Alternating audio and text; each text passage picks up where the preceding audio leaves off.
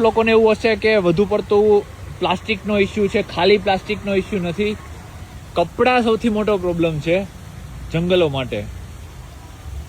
તમે જોઈ શકો છો કે આ ઝાડની ફરતે ગોદડા છે, ચાદરો છે અને લગભગ 6 થી 7 અલગ અલગ મોટા કાપડની લેયર છે.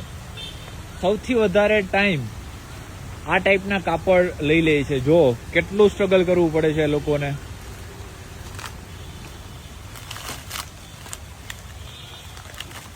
તમારે બધાને નદીમાં નાખી દેવું છે. તમારે બધાને જે કાંઈ પણ ઘરની વધારાની વસ્તુઓ છે નદીમાં નાખી દેવી છે. પછી એની આ હાલત થાય છે. તમારે વૃક્ષ વાવવું નથી, પણ આવા જે મોટા ઘટાદાર વૃક્ષો છે એની પણ જાણે અજાણે તમે ગ્રોથ અટકાવો છો.